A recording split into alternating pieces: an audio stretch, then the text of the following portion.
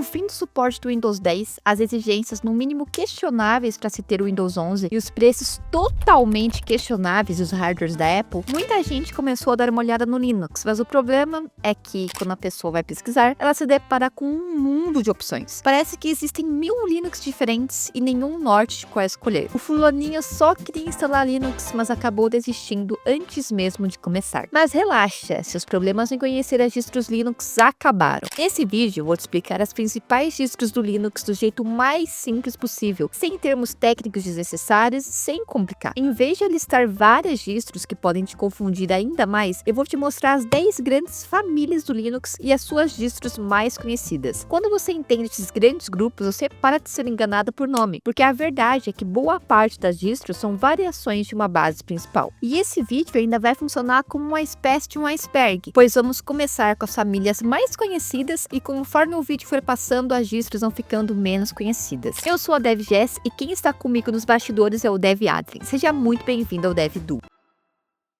Antes de tudo, deixa eu te explicar uma coisa que vai clarear sua mente. O Linux, por si só, não é uma distro e nem um sistema operacional. O Linux, de verdade, é o kernel, que é o núcleo, o coração do sistema. O kernel cuida do hardware, processos, memória, drivers e tudo isso. Só que ninguém instala só o kernel. O que você instala é um sistema completo. E é isso que chamam de distro. Kernel, mais gerenciador de pacotes, mais programas básicos, mais instalador, mais configurações, mais ambiente gráfico. Falando de um jeito mais simples ainda, pensa que o Linux em si é um molde. E as distros são as variações desse molde. Por exemplo, um molde de bolo quadrado fará bolos quadrados, mas o sabor, cor, enfeites, tudo isso muda de bolo para bolo, mesmo usando o mesmo molde. E só para não te confundir, essas famílias que eu vou citar também são distros. A diferença é que elas ficaram tão importantes que viraram base para outras distros nascerem em cima delas. Então pensa nelas como a raiz de várias outras. Sabendo disso, bora começar. A primeira família e a mais famosa no mundo todo é a família Debian. Debian é uma das distros mais antigas e respeitadas do Linux, conhecida por ser extremamente estável e bem construída. Ela é muito usada em servidores e também como base de outras distros por causa dessa estabilidade. E se você já ouviu alguém dizer que Debian é conservador, é porque ele prefere estabilidade e confiabilidade em vez de jogar novidade toda semana no sistema. Suas distros mais famosas são o Kali Linux, muito famoso no mundo do cybersecurity Red Team, o Linux Mint Debian Edition e, claro,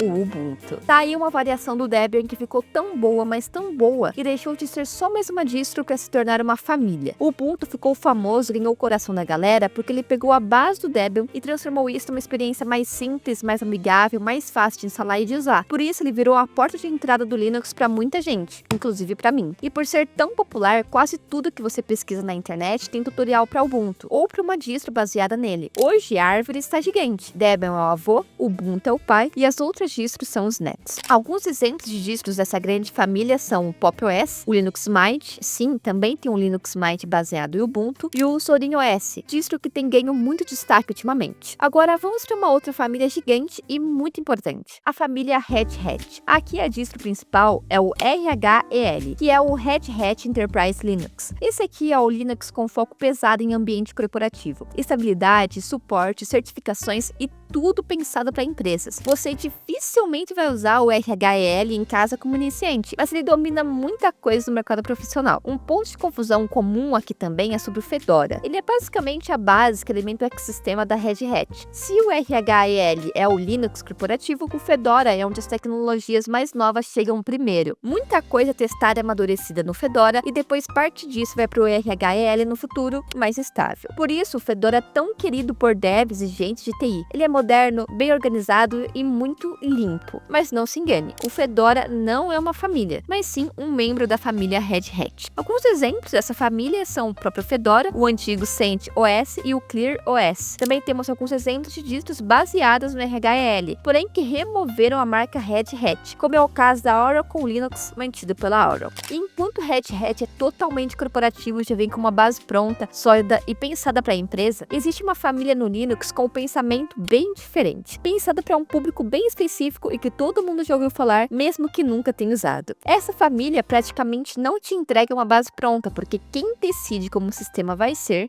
é você. É aqui que entra o temido, assustador, amado por muitos e odiado por outros, Arch Linux. Arch é quase o oposto da filosofia Debian. Enquanto Debian quer te entregar estabilidade e previsibilidade, o Arch quer te entregar controle e atualizações bem recentes. O Arch segue o modelo chamado Rolling Release, que basicamente significa que você atualiza o sistema constantemente e vai sempre ficando com versões mais novas. Só que aí que tá o ponto. O Arch ele não é difícil por ser ruim. O Arch é difícil porque ele te obriga a aprender. Ele não faz muitas escolhas por você. Ele espera que você saiba o que quer instalar, como quer configurar e como quer manter o sistema. Até o bloco de notas e calculadora você é livre para escolher o que achar melhor. Arch te dá controle praticamente total do sistema. E justamente por isso ele é amado por quem quer aprender Linux de verdade. Inclusive, essa é a distro que nós aqui do canal usamos. Só que para iniciante, o Arch Linux tem altas chances de ser frustração na certa se você não tiver paciência. Alguns exemplos da família do Arch são o Manjaro, Garuda e o famoso SteamOS. Porém, o SteamOS é baseado no Arch apenas a partir da versão 3, a usada no Steam Deck e que será atualizada e levada para a Steam Machine. As versões 1 e 2 eram baseadas no Debian. Beleza, então para fechar, Arch é esse universo de você monta tudo do zero e tem controle total, e isso é incrível para aprender, mas nem todo mundo quer passar por esse nível de faça você mesmo. Muita gente prefere um sistema estável, bem organizado e que seja muito usado em empresa, principalmente para servidor e administração. E é exatamente aí que entra outra família muito importante no mundo Linux, a SUSE. No lado corporativo existe o SLES, que é o SUSE Linux Enterprise Server, e no lado da comunidade tem o OpenSUSE. A pegada do SUSE é ser extremamente organizado e muito forte em ferramentas administrativas. Inclusive, o YaST é uma das ferramentas mais conhecidas dessa família, porque facilita muita configuração que normalmente seria mais chata em outras distros. Se você quer algo estável, bem construído, com histórico forte no mundo corporativo, uma experiência polida e uma comunidade forte, SUSE é uma família que você precisa conhecer. E os dois principais exemplos dessa família já foram citados, o SLES e o OpenSUSE. Mas também temos alguns projetos que foram baseados nessa família, como o Gecko Linux e o Regatta OS, que foram baseados no OpenSUSE. O SUSE é uma família muito bem organizada e muito forte do mundo profissional. Só que agora a gente vai mudar completamente a vibe, porque eu quero te mostrar uma distro que representa um Linux mais antigo, mais puro e mais raiz. Essa família é considerada um grande dinossauro vivo do Linux. É aqui que entra a Slackware. Ela é uma das distros mais antigas que ainda existem e ela tem uma filosofia bem raiz. Ela não tenta esconder nada de você, ela não tenta automatizar tudo e ela valoriza a simplicidade no sentido de ser direta e tradicional. Muita coisa da Slackware é manual. Ela é muito usada por quem gosta de ter um sistema bem clássico e bem controlado, sem muita mágica. Slackware é aquele Linux que te faz sentir que você está lidando com Unix clássico, sabe? O Unix foi um sistema extremamente importante, pois foi ele que inspirou o Linux e o macOS. E falando do Slackware de novo, ele não é a primeira recomendação para iniciante, mas é uma distro muito importante historicamente, e entender ela ajuda a entender o espírito do Linux. Alguns exemplos dessa família são o Salix OS, o ZenWalk e Absolute Linux. Agora voltando para uma pegada mais atual, quando o assunto é performance e customização extrema, uma das famílias mais famosas é o Gentoo. Essa aqui é para quem ama otimização. Ela é conhecida por ser uma distro onde você pode compilar muita coisa do sistema, adaptar pacotes, controlar exatamente o que entra e o que não entra. É aquele tipo de Linux que pode virar uma máquina absurdamente eficiente, mas você paga com tempo e complexidade. Gentoo não é o tipo de distro que você instala para usar Linux. Gentoo é o tipo de distro que você instala para aprender profundamente para montar um sistema sob medida. E sim, você vai sofrer, mas você vai aprender muito também. Falando assim, o Gentoo pode parecer muito parecido com o Arch, mas a diferença entre eles é que o Gentoo foca na simplicidade configurável, enquanto o Arch prioriza a simplicidade operacional. Assim, o Gentoo busca alto desempenho por meio de compilações específicas para o hardware do usuário, ao passo que o Arch mantém o sistema enxuto e próximo do upstream, utilizando binários genéricos que oferecem bom desempenho sem utilizações específicas para o hardware. Alguns exemplos de membros dessa família performática, o Gentoo, são o Calculate Linux, o Scibion Linux, que foi descontinuado, e seu sucessor Redcore Linux. E aqui vai um último detalhe sobre o Gentoo. Ele foca em otimização, mas ele ainda é um Linux pensado para você usar como um sistema completo. Só que existe uma categoria onde o Linux precisa ser quase invisível, leve e rápido, só para rodar serviços e containers. E é exatamente nesse mundo que aparece uma distro chamada Alpine Linux. Ele é tão discreto que muitos devs já usaram, mas nem perceberam. Alpine é minimalista, extremamente leve e focada em segurança. Ela não foi feita para você instalar no desktop bonitinho e sair usando igual o Ubuntu da vida. Ela é feita para rodar por trás, em containers, servidores pequenos, sistemas embarcados e ambientes onde cada megabyte faz diferença. Se você já viu container Docker por aí, tem uma chance enorme de você já ter esbarrado em Alpine, mesmo sem perceber. Ela é muito importante hoje em infraestrutura moderna. E um grande exemplo dessa família é o Postmarket OS, que tenta levar Linux de verdade para celulares, aumentando suas vidas úteis. E falando em Linux em celular, chegou o caso especial que você provavelmente não esperava num vídeo de distros Linux, que é o caso do famosíssimo Android. O Android é um caso muito especial porque ele usa sim o kernel Linux, mas ao mesmo tempo ele é um Linux bem diferente do que a gente pensa quando fala de distro tradicional. O Android não usa as mesmas coisas que uma distro comum usa. Ele não usa a GNU Tools, que são os comandinhos básicos da linha de comando do mesmo jeito, não tem o mesmo sistema de pacotes e o ambiente é completamente focado em celular e em apps. Então, ele é Linux na raiz do kernel, mas a experiência e o ecossistema são praticamente outro universo. De qualquer forma, o Android não está aqui à toa. Ele também tem suas variações que são conhecidas nesse caso como rooms, não como distros. E as mais famosas são a Lineage OS, Graphene OS e Calyx OS. Vale dizer também que as customizações que as fabricantes como Samsung e Xiaomi fazem no Android também já são consideradas rooms. E por fim, eu quero falar de um conceito que não é uma família específica, mas que é muito importante para entender Linux de verdade. Distros independentes e o conceito from scratch. Existem distros que não são baseadas em Debian, nem Ubuntu, nem Red Hat, nem nada. Elas constroem a sua própria base. Algumas são pequenas, outras são enormes, mas todas têm algo em comum. Elas mostram que o Linux é um ecossistema aberto, e o exemplo mais extremo disso é o Linux from scratch, que não é uma distro pronta, é literalmente um guia para você construir um Linux do zero, entendendo cada peça. E esse é o nível mais alto de aprender Linux, porque aí você para de ser apenas usuário e começa a entender como tudo é montado. Claro, ninguém faz isso por praticidade, faz porque quer conhecimento.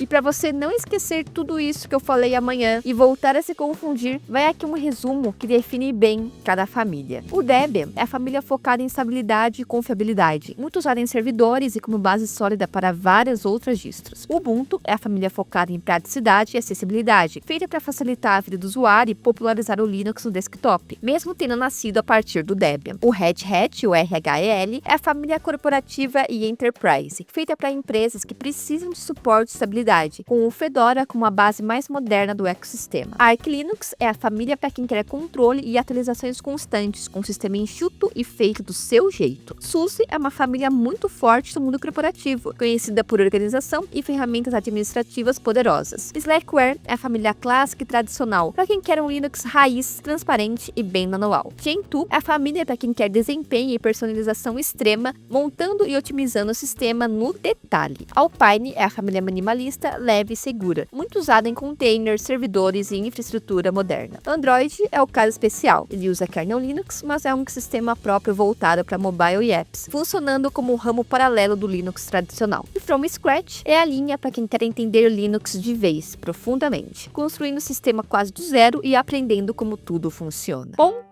como deu para ver, não existe distro ou família melhor, pois cada uma tem um objetivo. E entender isso já te deixa na frente de 90% das pessoas que tentam Linux e desistem porque escolhem errado. O melhor Linux é o que mais se encaixa para o seu objetivo. E por fim, é isso. Se esse vídeo te ajudou, deixa o like e se inscreve no canal. Qualquer dúvida, você pode deixar aqui nos comentários. E se você quer entender de uma vez por todas as diferenças entre o Windows e Linux, clica aqui nesse vídeo que está aparecendo aí na tela. Muito obrigada por assistir até aqui e fica com Deus.